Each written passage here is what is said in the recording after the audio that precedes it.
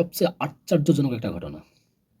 গত সোমবারে ঢাকা রাজশাহীগামী একটি ভর্তি বাসে যে ডাকাতিতে হয়, যাত্রীদেরকে অস্ত্রের মুখে রেখে যাত্রীদের যতজন ছিল সবাইকে ডাকাতি করা হয়। এইখানে একটা নির্মমতম, নিষ্ঠুরতম, জঘন্যতম কাজ করে ওই ডাকাতের কিছু সদস্যরা।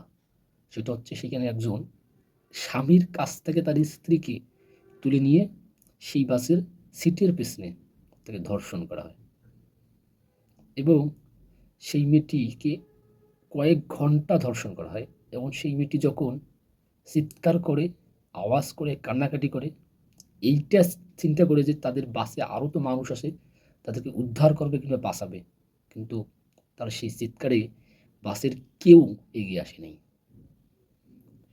এই নির্মমতম, জঘন্যতম একটা কাজ গত সোমবার ঢাকা রাজশাহীগামী একটা বাসে, এই চিত্রটা দেখা যায় বাংলাদেশে। সম্ভবত পুরো একটা বাসকে তারা জিম্মি করে। আর এই ঘটনা বাংলাদেশের প্রথমবার।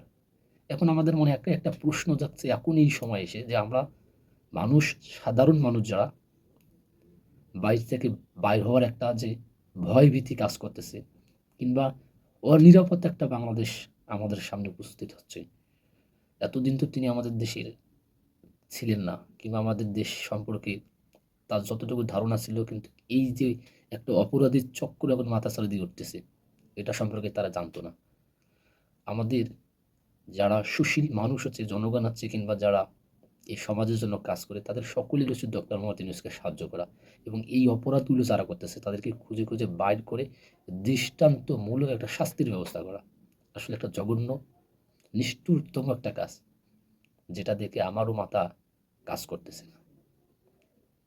একটা মেয়েকে গাড়ি ভর্তি মানুষের সামনে লাস্ট সিটে নিয়ে গিয়ে যেভাবে ধর্ষণ করা হয়েছে, এবং সেই কথাটা যখন আমরা বিভিন্ন পেপার পত্রিকার মাধ্যমে জানতে পারলাম, তখন আসলে নিজের মানুষ হিসেবে নিজেকে বিবেচনা করতে পারতেছি না। আসলে কি হচ্ছে আমাদের দেশে? এখন মানুষ ঘর থেকে বাইর হলে তাদের এটা আক্রমণের শিকার হচ্ছে, ওটা আক্রমণের শিকার হচ্ছে, লুটপাট, খুন খারাপি, বিভিন্ন ধরনের অপকর্ম এই মুহূর্তে মাথাচাড়া দিয়ে উঠছে বাংলাদেশে।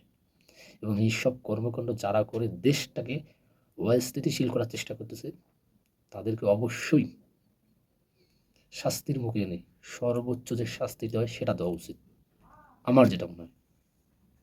ভালো থাকবেন, সুস্থ থাকবেন এবং ঘর থেকে বার হলে নিরাপদে বার হবেন। মানুষ যখন বিপদ পড়বে বা বিপদে পড়বে, তাদেরকে সম্মিলিতভাবে সাহায্য করার চেষ্টা করবেন।